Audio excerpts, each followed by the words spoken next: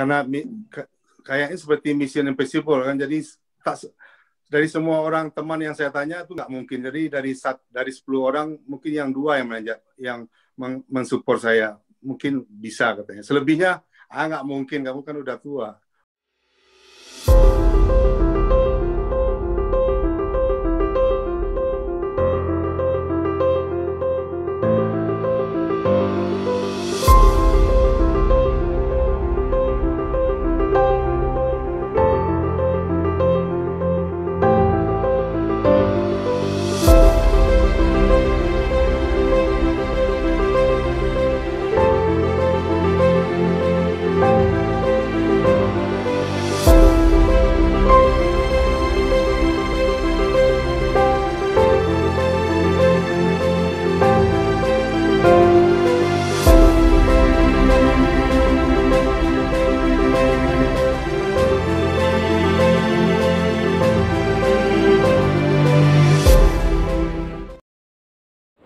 Hello guys, welcome back in Maple channel from Maple Edu with me Martini Chang.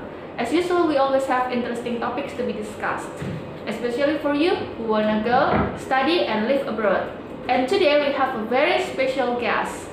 Beliau memiliki pengalaman yang luar biasa, terutama keunikannya adalah di sisi usia beliau yang tidak lagi muda. Namun beliau memiliki semangat yang luar biasa untuk tetap melanjutkan studinya di Kanada. Penasaran siapakah beliau dan bagaimanakah ceritanya beliau bisa sampai di Kanada? Yuk langsung kita ikuti obrolan bersama beliau. Cus! Gimana tuh ceritanya? Pasti kan semua pada penasaran. Karena seperti yang kita tahu, di Indonesia kan kebanyakan terbatas soal usia. Kalau kita misalnya mau kuliah, mau sekolah ada batasan usia, mau kerja ada batasan usia. Tapi itu semua tidak berlaku ketika kita di Kanada. Karena di Kanada itu age doesn't matter, istilahnya gitu. It's only a number. Oke. Mungkin langsung aja Pak Khoirul ceritain kayak gimana awal mulanya bisa sampai Kanada gitu. Oke, silahkan. Ya, terima kasih Martini. Awal mulanya koinsiden aja, nggak sengaja ada teman yang ngajak. Teman saya itu memang ngebet mau ke Kanada, jadi dia memang mau studi juga. Tapi saya beralasan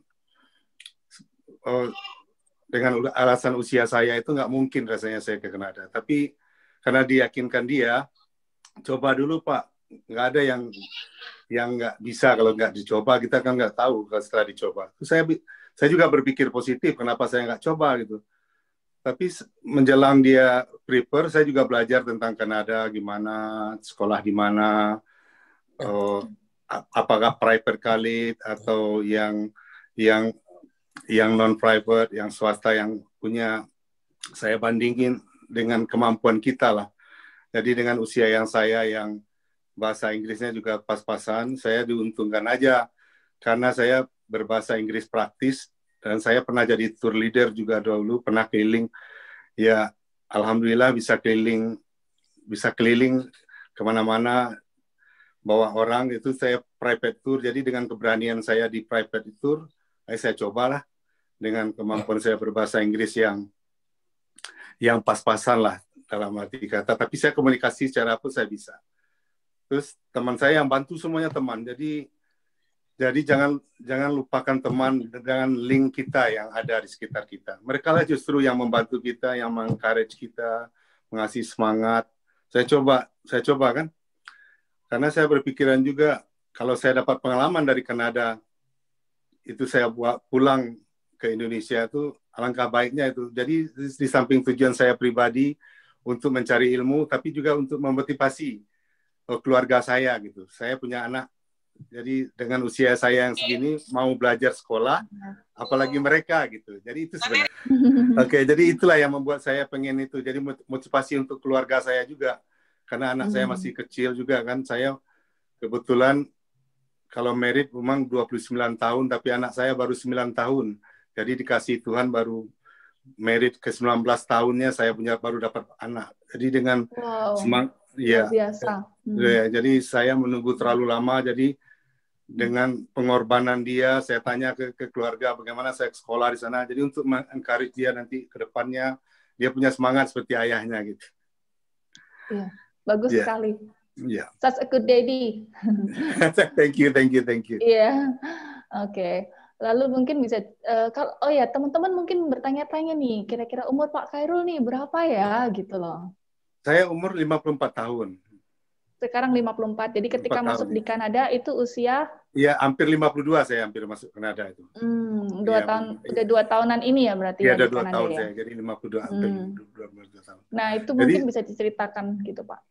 Jadi karena kayaknya seperti Mission Impossible kan, jadi dari semua orang teman yang saya tanya itu nggak mungkin. Jadi dari 10 orang mungkin yang 2 yang mensupport saya, mungkin bisa katanya. Selebihnya nggak mungkin, kamu kan udah tua, rambutnya udah ubah-ubahan. Yeah. Tapi saya tetap lanjut, saya tetap belajar. Jadi dengan bekal pengalaman saya yang tour travel, kerja di hotel juga, itu yang membuat saya semangat itu. Jadi saya ingin membandingkan hospitality management di Kanada dengan di Indonesia. Bagaimana? Karena Kanada terkenal dengan keramah tamahannya. Jadi saya pilih Kanada sebagai tempat saya study gitu untuk belajar. Itu kemarin Pak Khairul kan ke sana pakainya study ya. Kalau boleh tahu kuliah di mana, ambil apa, lalu di kota mana awal mulanya? Karena kan sekarang tempat tinggal di Saskatchewan kan ya. Iya, betul. Nah, sebelumnya mungkin bisa diceritakan itu di mana asalnya, lalu kuliahnya dan lain sebagainya mengenai hal itu. Ya, saya pilih kebetulan Vancouver saya pilih. Jadi saya sekolah di salah satu private school di Vancouver. Jadi saya ambil majornya hospitality management. Jadi sesuai dengan bidang saya gitu. Kebetulan jabatan saya operational manager. Jadi saya masuk ke hospitality management, ya cocok lah, klop. Jadi itulah alasan saya kenapa saya ambil hospitality management. Iya. Ini background lebih hampir sama dengan Bang Panda ya, yang juga hospitality. Sebenarnya itu ketakutan yang kita cemaskan ketika minus 40 itu di kepala aja sebenarnya. Tapi kalau kita punya proper pakaian yang lengkap, semua kita jalan, karena ketika kita jalan kita nggak merasakan terlalu dingin gitu, karena kita bergerak gitu. Tapi kalau kita berhenti sekian menit baru terasa dinginnya luar biasa gitu. Tapi kalau kita jalan aja nggak terlalu. Nah, jadi satu keuntungan lagi buat teman-teman yang ingin ke kota kecil, otomatis kan kita di Indonesia kan mempergunakan bahasa Inggris, kita kan nggak sebanyak yang kita gunakan seperti di Kanada gitu kan. Tapi kalau teman-teman pilih kota seperti Vancouver, Toronto, Alberta, kota-kota besar, itu banyak komunitas orang Indonesia di sana. Kecenderungan orang kita Indonesia itu mencari komunitas, dan nanti dia ngomongnya sama orang Indonesia semua. Jadi apa yang terjadi, bukan nambah bahasanya selama udah 2 tahun, 3 tahun di sini, tambah kacau, Pak. Iya, padahal udah jauh-jauh ke sana ya, kan harusnya lebih berkembang gitu ya. Iya, jadi itu tantangan yang saya bikin, karena bahasa saya juga terbatas, saya pindah ke sini, nggak ada orang Indonesia, otomatis saya mau menggunakan bahasa Inggris setiap hari. Jadi keuntungan yang saya dapat, sekarang saya udah bisa conversation dalam bahasa Tagalog, juga alhamdulillah juga, karena teman coworker saya ternyata orang Filipina, jadi everyday udah bahasa Tagalog juga. Jadi ada dapat 2. Saya dapat bahasa Inggris yang otomatis dan bahasa asing yang lainnya. Itu. Mabuhay, Pak. Mabuhay. Mabuhay itu Kanada. Seru ya, Pak.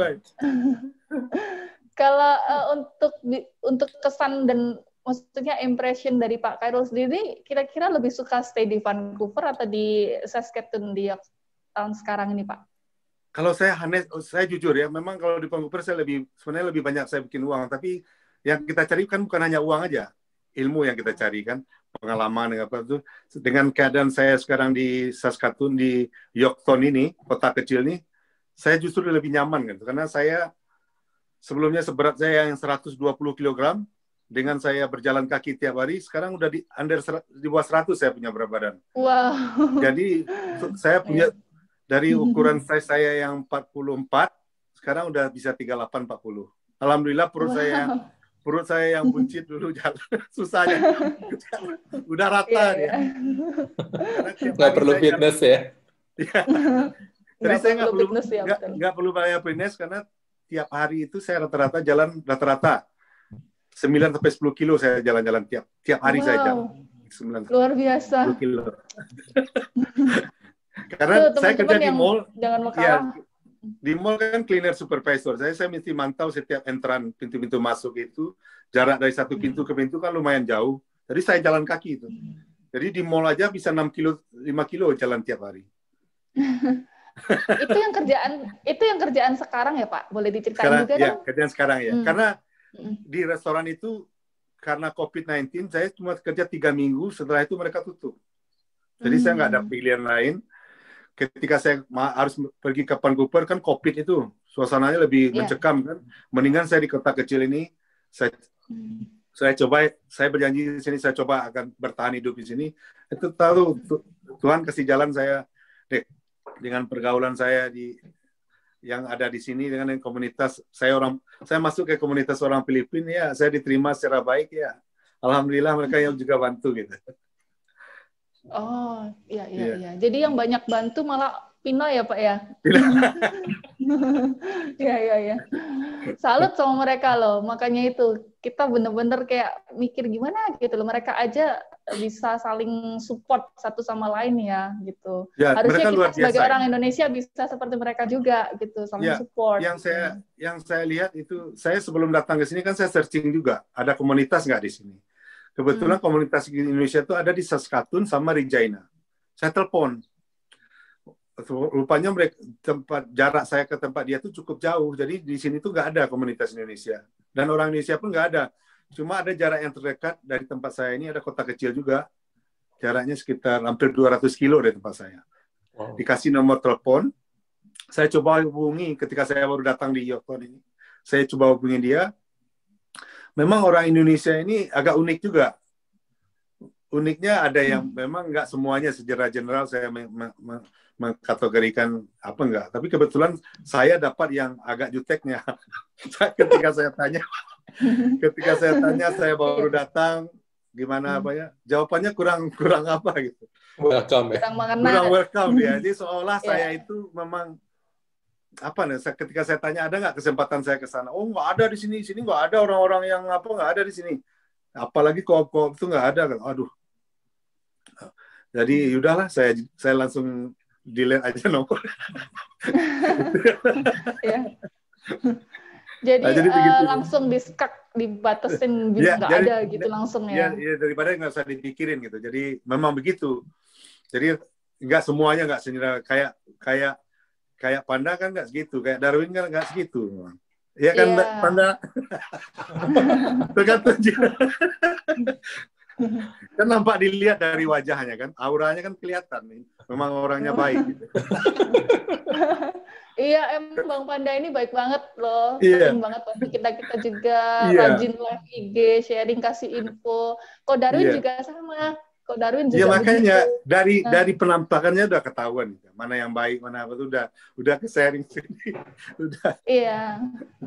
Jadi jangan lupa ya buat kalian guys yang belum subscribe channelnya Bang Panda, langsung cus subscribe, lalu juga ke channelnya Ko Darwin. Dia banyak sekali info, yang sangat informatif. Juga mau kasih info ke kita semua, tentunya tentang update ke segala macam tentang Kanada. Iya. Oke. Mungkin ini diselingi dengan pertanyaan ya Pak ya. Ada yang mulai tanya nih. Nah, ini ada pertanyaan nih kayak gimana tuh Pak dengan usia Bapak yang sekian nih 52 tahun bisa convince pihak imigrasi untuk study gitu loh. Jadi bagaimana prosesnya? Kenapa maksudnya dengan usia yang tidak muda dan gap study kan ya, gapnya kan jauh banget gitu loh. Mungkin ada apa tips atau apa gitu. Yang penting pasti orang imigrasi itu nggak pasti mereka butuh data yang akurat tentang kita kan. Jadi semua itu akan kita lihat, mereka akan lihat dari CV kita juga, dari pengalaman kerja kita. Jadi jangan ada missing link di antara ketika saya tamat kuliah kan tahun 90, saya udah tamat kuliah selesai kan. Jadi dari situ mereka udah trace itu kapan. Jadi kita bikin sedemikian rupa kita berhubungan dengan apa yang kita ambil di Kanada gitu. Jadi kebetulan saya memang sebenarnya saya Justru saya tamatnya justru saya kuliah di hukum malah, international law. Jadi saya larinya justru larinya ke hospitality management. Jadi perjalanan hidup kita nggak pernah tahu kan. Jadi mereka pasti tracing tentang itu. Jadi sebenarnya jangan ragu deh. Yang penting Anda siap-siapkan aja tujuan Anda ke Kanada itu apa. Nanti ada letter of intent-nya. Jadi ketika Anda mau kuliah ke Kanada itu dengan pekerjaan Anda sekarang itu mesti link gitu. Jangan nggak nyambung antara kerja dengan jurusan yang kita ambil gitu. Jadi akan menimbulkan pertanyaan bagi mereka. Jadi kalau Anda memang kerja sekarang di bidang perhotelan ada apa, ya ambillah bidang hospitality management, tour and travel gitu. Itu mereka dan lagi Anda harus siap juga di interview gitu. Rata-rata yang usianya 35 ke atas rata-rata mereka interview untuk studi itu. Iya, untuk studi. Iya. Iya, jadi karena perbedaan gap yang terlalu besar mungkin jadi yang dilihat itu karena memang dari kerjaannya ya. Jadi karena kan kita tamat sekolah tahun sekian, lalu ngapain aja kita selama mereka tahun itu. Di CV itu jangan kosong gitu. Jangan ada kekosongan kerja gitu. Jadi kita memang harus memaintain lah CV kita, gimana kita meyakinkan. Penting sekali ya itu Pak ya untuk CV dan mesti link. Matching antara apa yang kita ambil. Karena saya kebetulan kan ambilnya hospitality management. Jadi di letter of intent kita itu juga kita harus menyebutkan kenapa kita ambil itu gitu. Jadi jadi kita menyebutkan bahwa kita ingin belajar bagaimana hospitality management di Kanada dan akan kita terapkan ketika kita pulang di Indonesia gitu. Betul sekali, iya. Jadi itu yang kita yakinkan Iya. Jadi kita akan di interview tentang itu, tentang apa yang kita ucapkan itu kita di interview. Iya. Itu kalau boleh tahu kemarin interviewnya face to face atau lewat telepon ya Pak? Interviewnya mereka lewat telepon. Oke deh. Ya. Oke. Next Pak, ada pertanyaan. Waktu Bapak ke Kanada itu pakai agency atau tidak Pak? Waktu saya halo? Iya. Ya, waktu saya ke Kanada, saya pakai agensi. Salah satu agensi saya pakai. Ya. Oke. Karena selain saya banyak dibantu juga teman-teman ya. Kumpulin segala info juga. Komunitas itu yang penting itu komunitas kita gitu. Yang bantu kita ini kayak kita inilah. Kalau kata Mapel ini punya komunitas, itu yang akan membantu kita dengan informasi dari Darwin dan Panda itu juga menguatkan kita gitu. Iya, betul sekali. Selagi kita punya, menurut saya ya, kalau kita yakin bisa. Nggak ada yang nggak bisa. Baik. Iya, oke. Itu ya, jadi pesan. Lalu selanjutnya Pak, itu waktu ambil kuliah ini downgrade atau gimana Pak? Kan college ya? Iya kayak Itu nggak jadi masalah ya Pak? Oh enggak masalah sih, enggak masalah. Di sini apapun yang kita ambil, apakah berupa kursus atau studi segala macam, enggak masalah. Sepanjang kita bisa meyakinkan mereka ya dengan pertama kan mereka nggak lihat itu aja, berarti lihat proof of fund kita juga dilihat, format kita dilihat. Tapi yang menentukan itu interview tadi, interview itu yang menentukan. Closingnya itu di interview gitu. Jadi kalau Anda ditanya udah mencela-mencela, itu udah. Teman saya kan di interview juga kakaknya. Karena di interview ketika dia tanya, mereka tuh dia nggak jawab dengan yang. Jadi ketika interview pun kita perlu tahu jawabannya yang betul-betul apa yang kita kerjakan gitu. Jadi mereka pun karena mereka udah tahu apa yang ditanya tuh, mereka udah tahu jawabannya juga gitu. Iya, jadi, betul. Kalau kita macam-macam mereka nggak mau juga. Yang penting jawaban kita betul-betul nggak terlalu panjang, jadi jangan kita menjawab pertanyaan menimbulkan pertanyaan yang lain gitu. Terus next, sebentar saya cek. Lalu Pak, mungkin dari segi lainnya apa ya? Kan tadi Bapak cerita yang di Saskatoon kan nggak ada orang Indo katanya ya, jarang tuh temennya. Saya di Yorktown. Kalau di Saskatoon banyak, di Saskatoon banyak. Di Saskatoon, yang di Yorktown-nya itu benar-benar karena Saskatoon itu kota terbesar. Iya.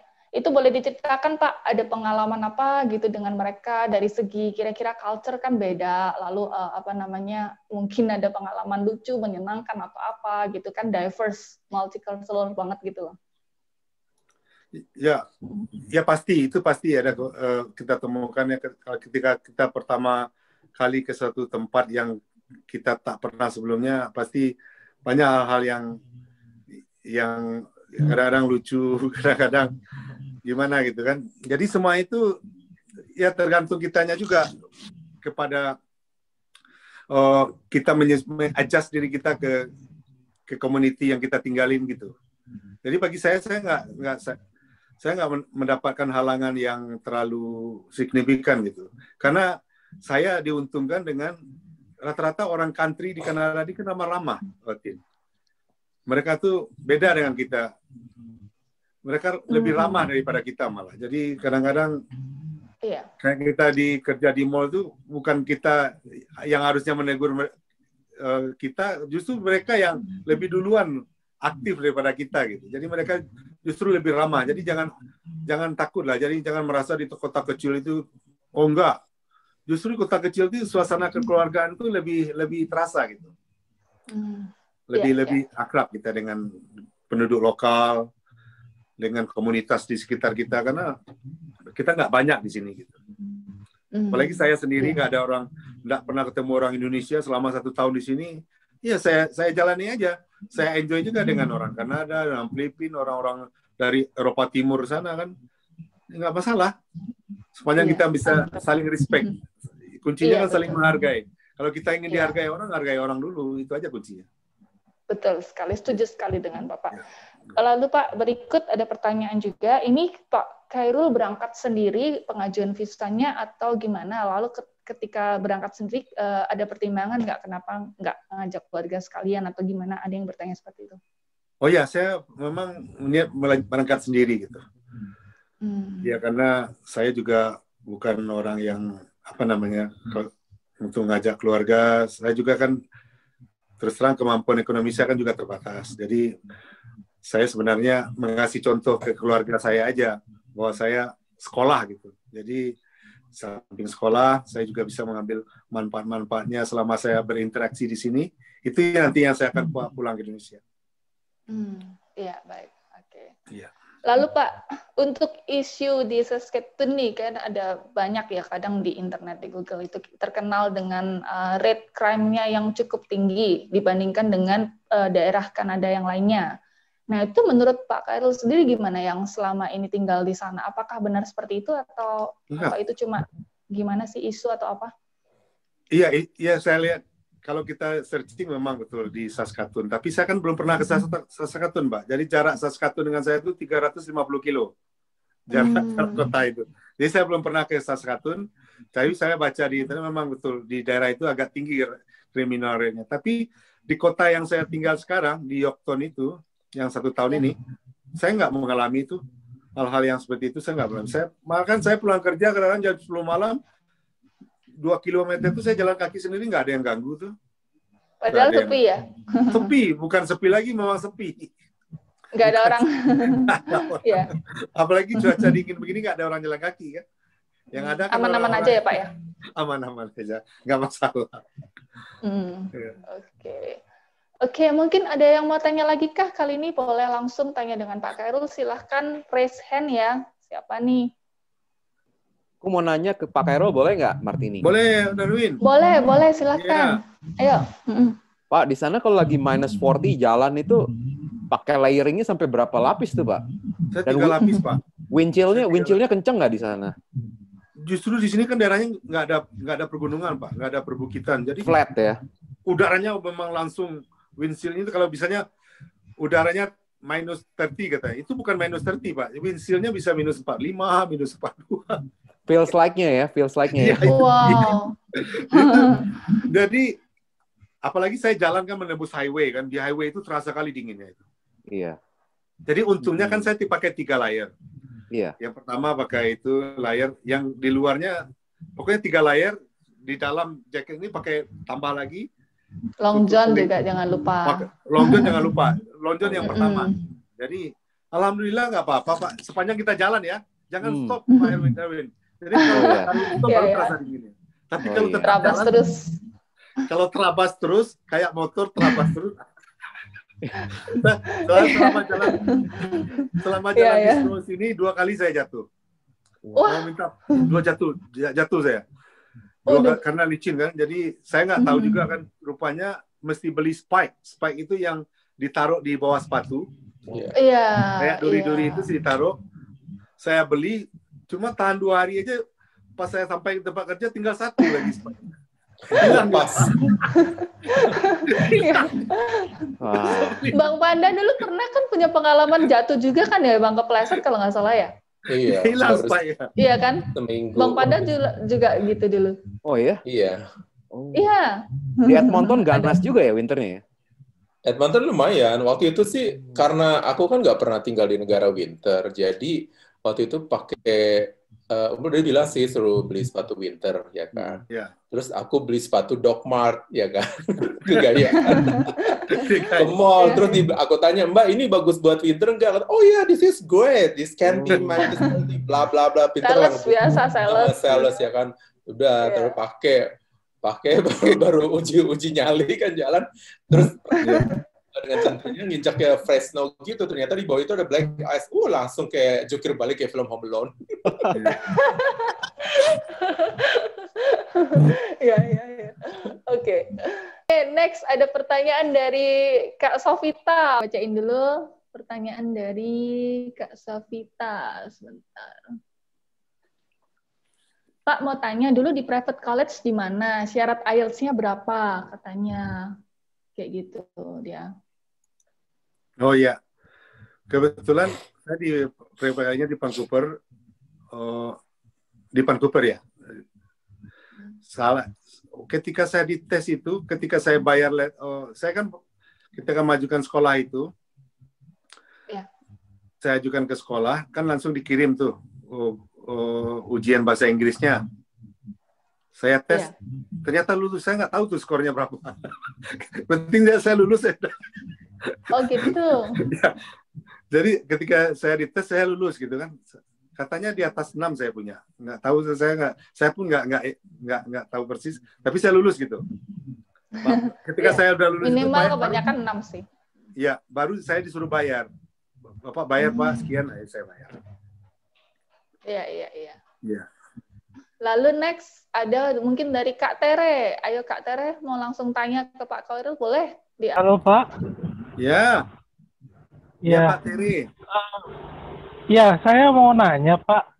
Ya Pak. Itu Bapak kan jalan kaki pulang pergi dari tempat kerja 2 kilometer, jadi 4 kilometer dalam sehari ya Pak ya? Iya, betul. Itu saljunya berapa tinggi tuh Pak? Ada saljunya tebal apa di sana Pak? Oh iya. Jadi di sini enaknya kalau salju itu tebal, tapi di jalan highway itu ada nanti petugas yang membersihkan gitu. Di jalan trotoar kita itu, trotoar untuk khusus pejalan kaki itu dibersihkan mereka.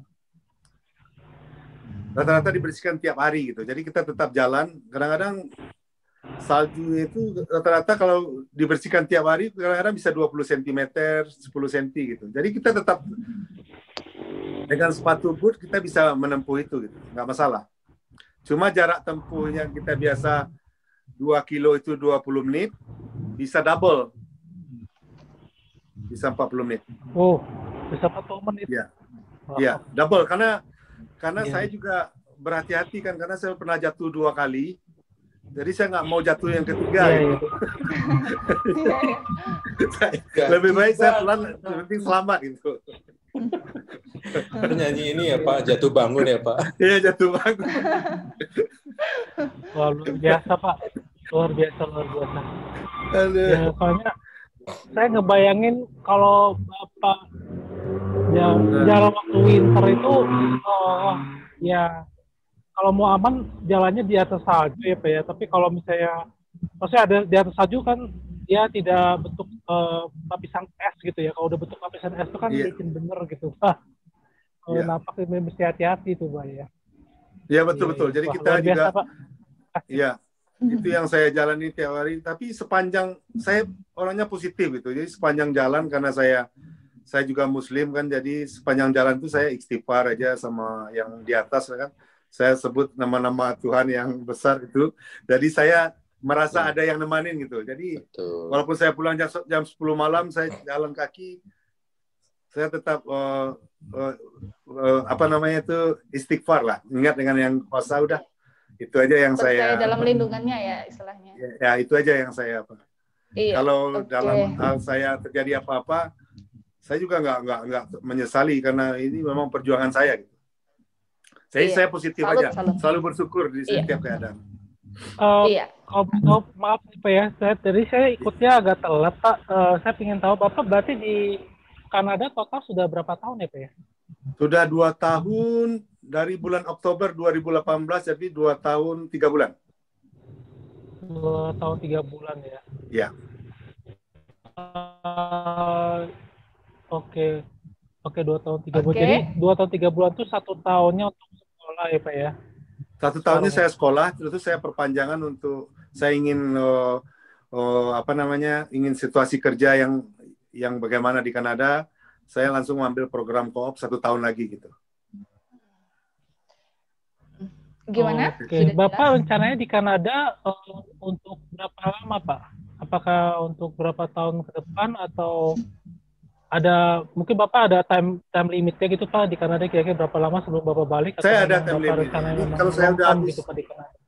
Karena saya co-op ini saya belum selesai karena COVID. Jadi saya kan dapat perpanjangan itu karena COVID kan. Jadi saya kan jadi dapat perpanjangan dari immigration 8 bulan. Saya habisin itu.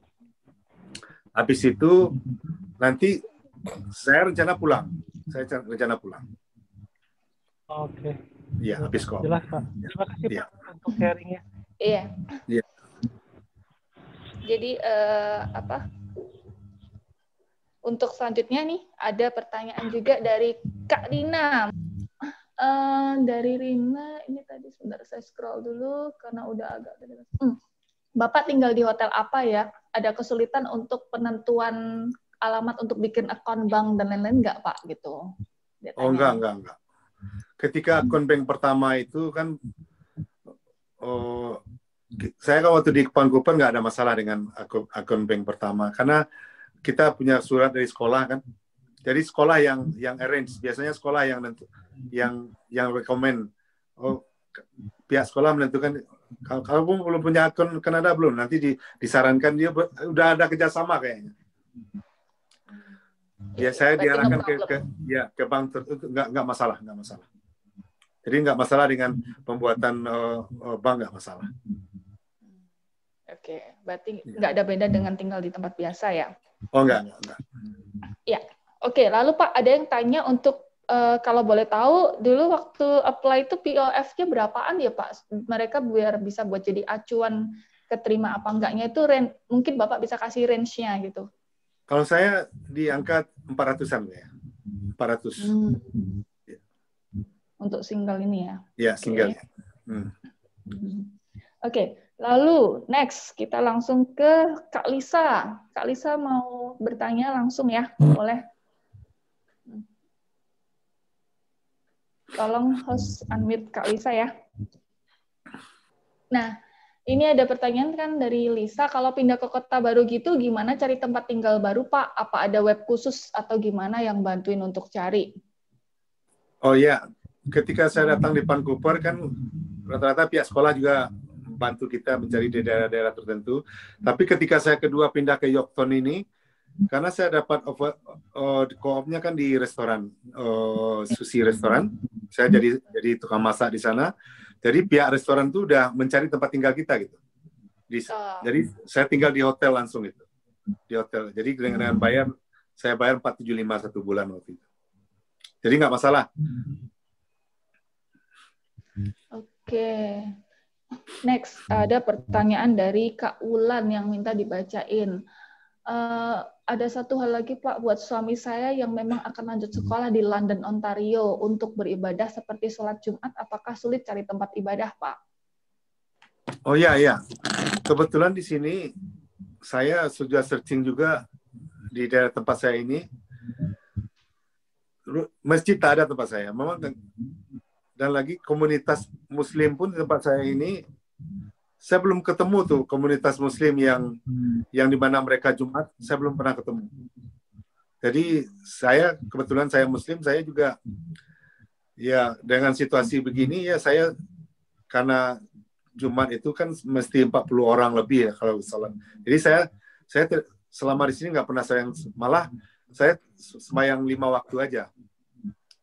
Jadi karena nggak ada masjid ya. Tapi kalau di kota-kota seperti Ontario itu banyak masjid, banyak di sana. Apalagi di London, Ontario komunitas Muslimnya mereka juga banyak di situ. Bukan dari Indonesia aja, dari Middle East juga banyak di London, Ontario. Tapi di daerah tempat saya ini, sejauh ini saya nggak pernah ketemu. Jadi saya kalau daerah ya, pengen Jumat, saya mesti ke Regina. Regina itu 200 kilo. Jadi 2 jam juga kalau naik mobil kan. Jadi ya saya nggak ada, karena saya kerja ya Allah Maha Besar juga lah, mereka tahu keadaan gimana kan. Iya. Oke, jadi nggak masalah. Oke, next berikut dari Made. Kak Made dia tanya, kalau untuk part-time job di sana susah nggak? Apalagi due to COVID ya. Kira-kira gimana nih untuk dari sisi itu susah apa enggak gitu? Kalau sekarang memang agak susah karena banyak perusahaan-perusahaan terdampak COVID kan.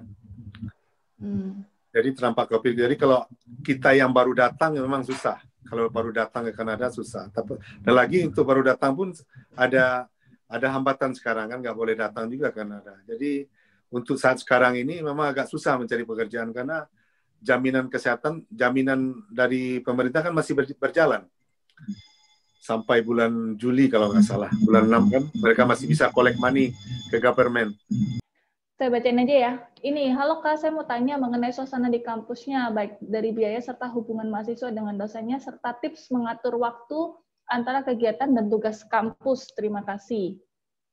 Oh, cara mengatur waktu kegiatan ya? Gimana tadi? Ya, mungkin yang ditanyain kan dengan part-time job, lalu masih kuliah, gimana siasatnya selama ini Pak Khairul gitu. Oh iya. Jadi enaknya kita sekolah itu, jadi mereka itu membuat waktu itu memang mengasih kesempatan kita untuk bisa part time di luar gitu. Jadi kalau kita kerja pagi, berarti sekolahnya mulai jam 5 sore kan. Jadi sebaliknya juga begitu. Kalau kita kerjanya malam, kita sore sekolahnya mulai pagi gitu. Jadi sampai jam 9 sampai jam 1 siang udah selesai, 4 jam aja. Jadi sisanya ya jadi mereka fleksibel juga. Jadi kita bisa milih part-time-nya di pagi atau di malam hari gitu. Iya. Jadi kita maksudnya start kerjanya di sore gitu. Jadi kita pulangnya malam. Jadi tergantung kitanya. Oke. Next. Dan ada pergaulan dengan dosen ya. Ada pergaulan dengan dosennya juga di sini. Iya, ada pergaulan dengan dosen, betul. Iya, kalau di sini pergaulan dengan dosennya justru enak gitu. Jadi mereka karena metode pengajarannya juga agak beda dengan Indonesia. Jadi kita ke dosen itu kayak teman aja. Jadi enaknya gitu kita bisa bercakap-cakap tiap hari, kita bisa ya kayak teman aja. Jadi di sini rata-rata kuliahnya kayak diskusi gitu. Kayak memecahkan masalah. Jadi lebih diminta keaktifan kita di kampus gitu. Jadi suasananya lebih akrab gitu daripada kita bandingkan di tempat kita ya. Kadang-kadang kalau dosen kita kan banyak yang agak jaim. Kalau di sini mereka biasa-biasa aja. Mereka biasanya kayak kita aja.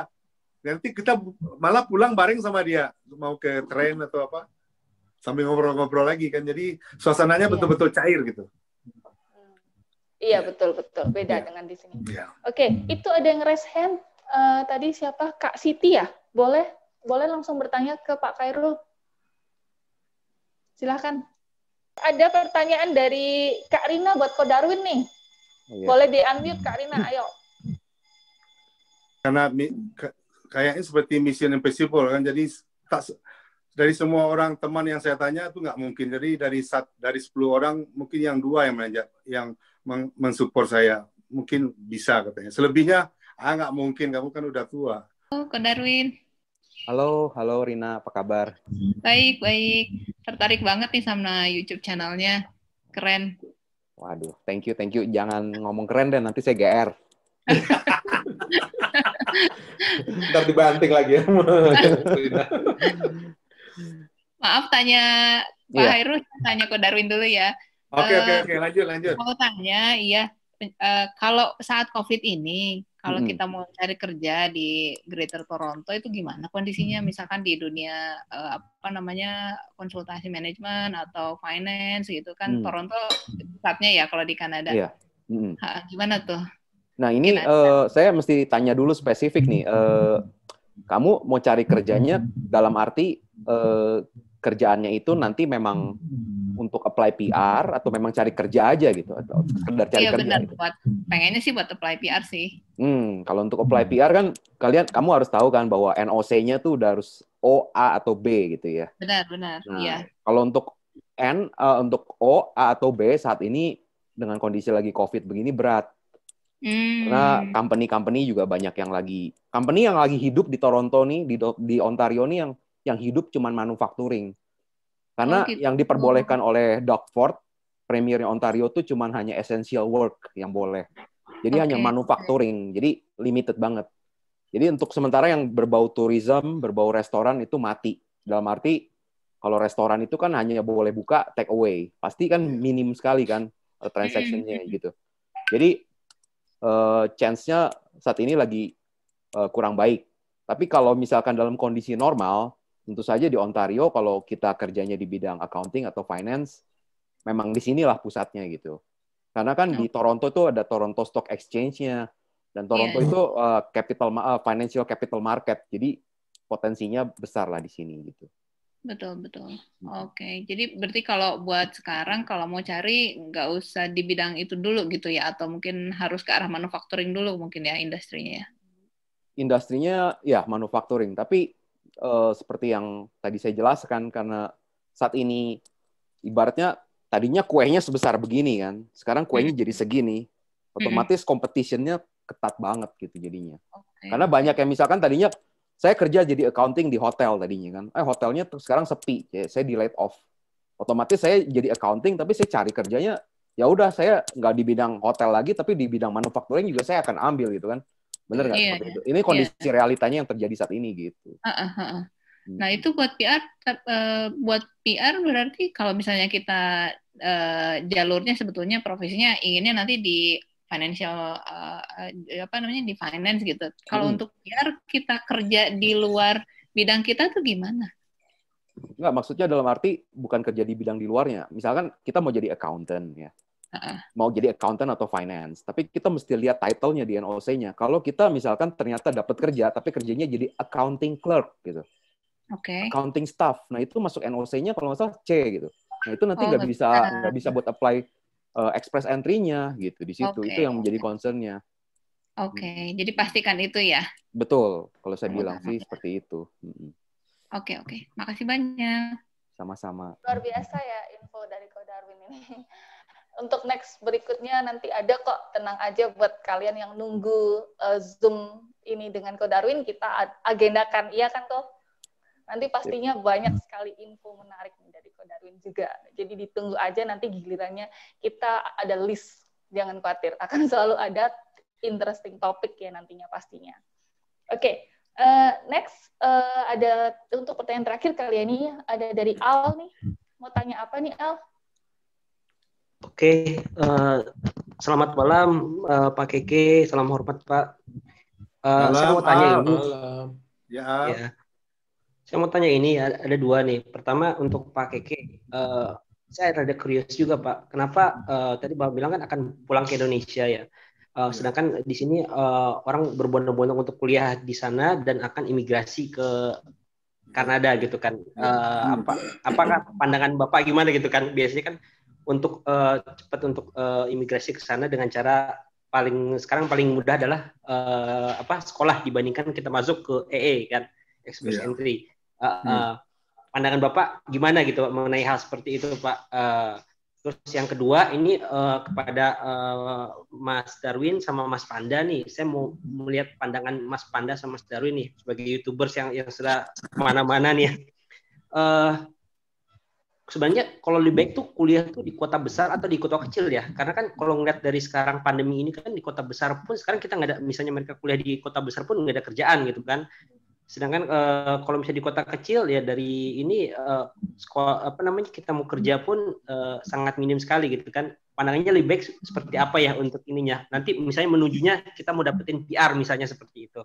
Mungkin itu aja pertanyaan saya. Terima kasih jawaban dan advice-nya Pak Keke, Mas Darwin dan Mas Panda.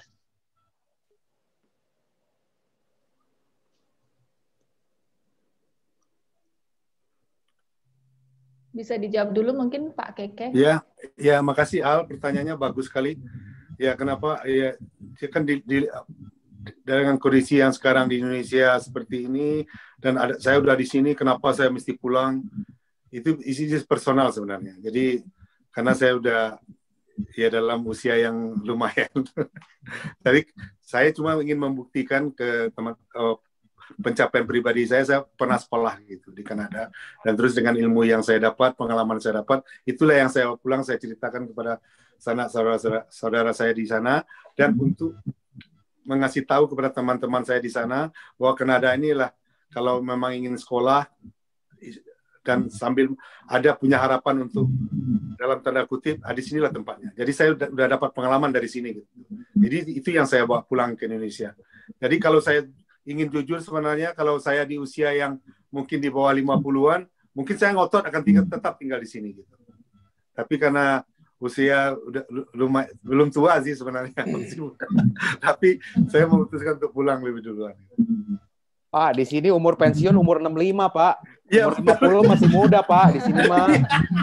Benar nggak, Bro Panda?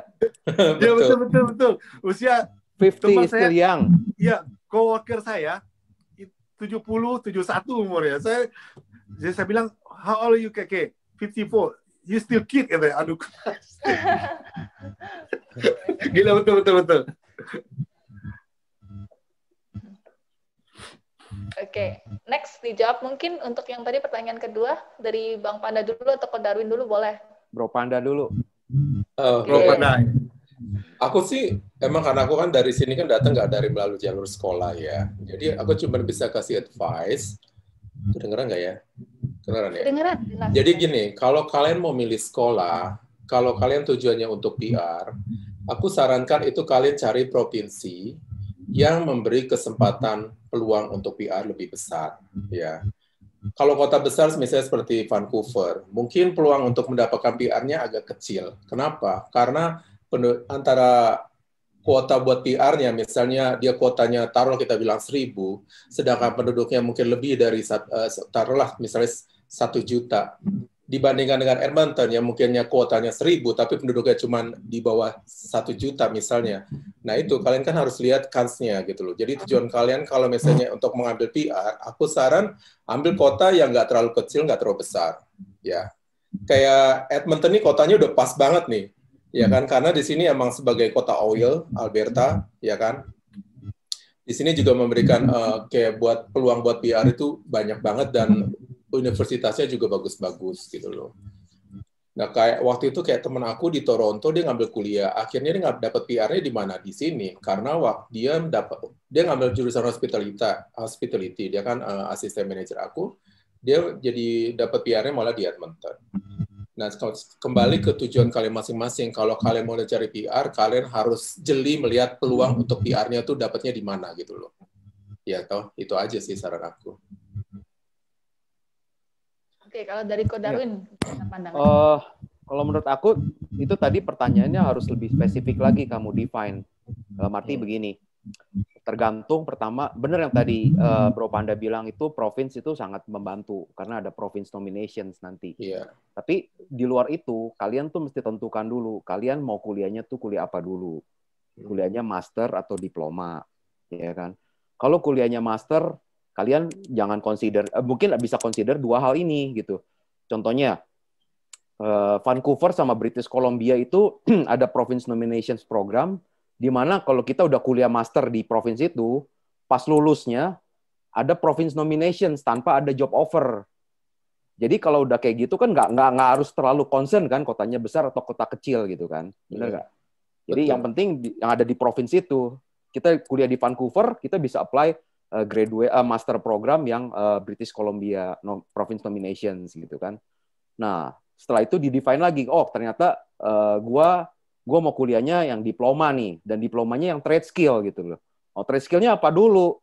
Trade skill-nya ternyata hospitality. Nah, kalau kita hospitality ya jelas kita cari provinsinya yang di mana kota-kotanya itu terkenal akan hospitality-nya, seperti Pak Khairul kan di Vancouver. Vancouver kan kota hospitality ya Pak ya? Iya, betul. Benar nggak Pak ya? Iya. Jadi berpotensi untuk mendapatkan pekerjaan lebih tinggi di sana gitu. Dan siapa tahu banyak restoran atau hotel yang menawarkan job offer dengan memberikan LMIA lagi. Nah, itu kan menjadi nilai advantage kan. Atau kalau misalkan akhirnya gue mau diploma in logistik gitu atau in transportation, ya jelas mungkin di Toronto, karena di Toronto ini kota manufacturing, karena di sini chance-nya lebih besar. Jadi nggak harus concern-nya kota besar kota kecil juga, tergantung juga dengan kita jurusan yang mau diambilnya apa. Kalau menurut aku sih gitu. Iya, tergantung juga kuota dari provinsi itunya juga ya. Mereka iya. Setiap provinsi itu ada kuotanya buat jurusan-jurusan tertentu gitu loh. Ya.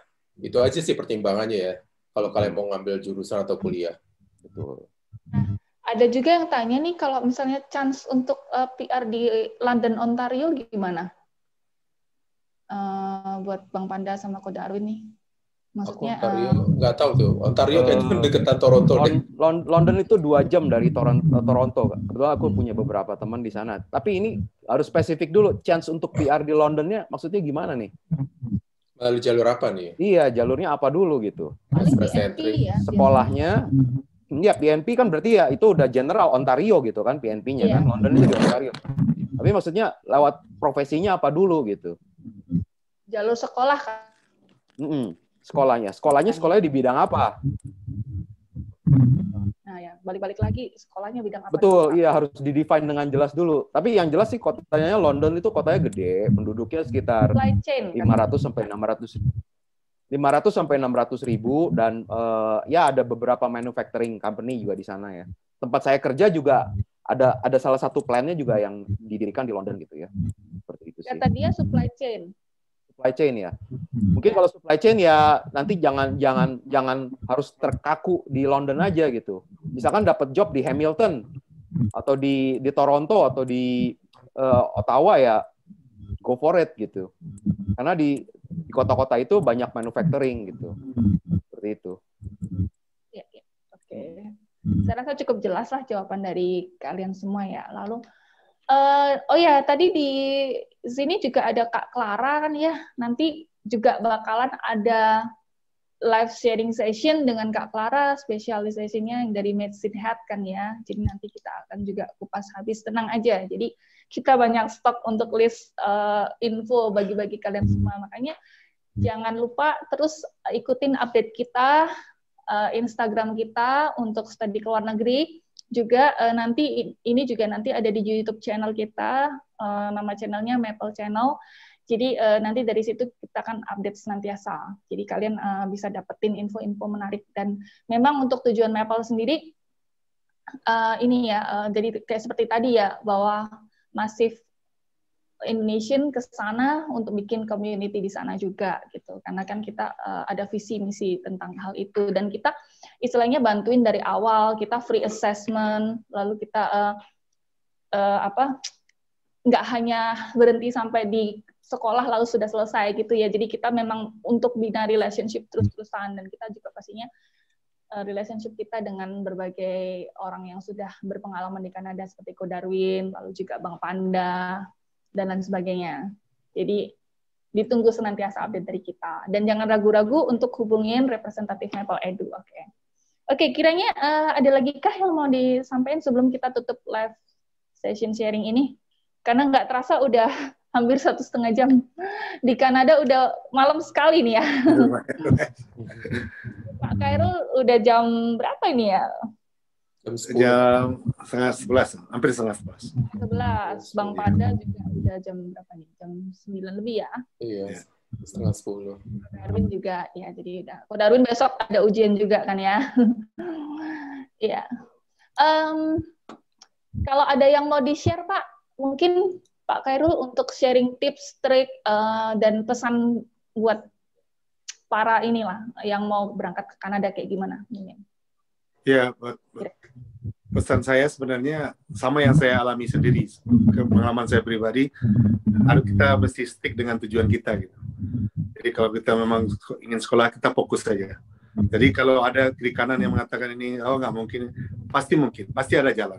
There is a will, there is a way. Jadi nggak ada yang, jadi saya yakin dengan itu, karena saya sudah membuktikan sendiri apa yang orang bilang, nggak mungkin dengan usia saya sekarang, ternyata saya bisa menembus itu.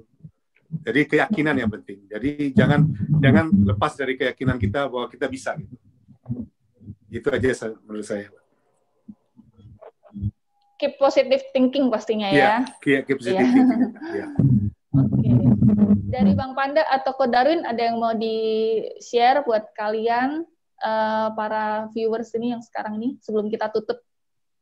No. Selamat berjuang aja. Selamat berjuang. Karena masa COVID kayak begini, ya kita harus sering update masalah berita di Kanada itu aja sih. Karena perubahan setiap bulan, setiap minggu itu bisa berubah berita-beritanya. Iya. Jadi pesan bijak apa nih kira-kira dari Ko Darwin juga mungkin buat kita yang masih berjuang nih mau ke Kanada. Ya. Kalau aku bilang sih ya seperti yang tadi Bro Panda bilang juga, setuju gitu ya. Terus berjuang. Terus yang kedua ya rajin-rajin research lah kalau menurut gua sih.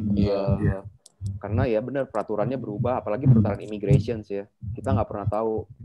Dalam arti dari waktu gua berangkat sampai ke sekarang aja peraturan udah berubah banyak. Tapi kita nggak pernah tahu gitu loh. Peraturan bisa juga kadang-kadang tambah susah, tapi juga bisa kadang-kadang sedikit dilus juga gitu. Nah, ketika sedikit dilus, kalau kita rajin research kan kita bisa grab opportunity itu gitu.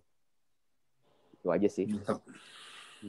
Iya, yang pastinya memang betul jangan menyerah, karena sebenarnya gini ya, kalau kita udah land di Kanada itu pastinya government Kanada juga pasti memudahkan kita yang udah di sana gitu. Jadi seperti yang ada COVID ini kemarin kan kejadian PGWP bisa di-extend sampai 14 bulan ya Pak ya kalau nggak salah. Iya. Jadi itu benar-benar sangat memudahkan international student yang masih mau PGWP di sana. Lalu mungkin dari yang temporary worker segala macam juga ada kemudahan untuk pengurusan segala macam di sana. Intinya kalau kita udah land di sana, segalanya pasti lebih mudah. Jadi kita harus tetap berjuang untuk bisa ke sana. Oke, setuju? Setuju. Oke, mungkin gitu dulu kali ya kali ini. Saya ucapin terima kasih banyak banget buat Pak Khairul yang udah mau bagi tips and triknya, lalu juga pengalamannya yang sangat luar biasa, terutama benar-benar ini ya di usia yang tidak bisa dibilang tidak muda lagi untuk ukuran kita mungkin ya. Kalau di Kanada masih dibilang masih muda. Ya, itu perjuangannya luar biasa dari mulai jalan kaki di snow segala macam, itu yang patut kita salut dan kita tiru juga. Lalu terima kasih juga buat Bang Panda yang selalu setia nemani Edu, kasih segala macam tips dan lain sebagainya. Juga Ko Darwin tentunya. Lalu juga ada Kak Clara juga. Terima kasih semuanya. Dan buat teman-teman yang udah join di sini, terima kasih. Ditunggu update-nya nanti ya. Dari Maple akan selalu senantiasa update info. Oke, terima kasih. Bye-bye. Bye-bye. Thank you. Bye. Have a night. Bye.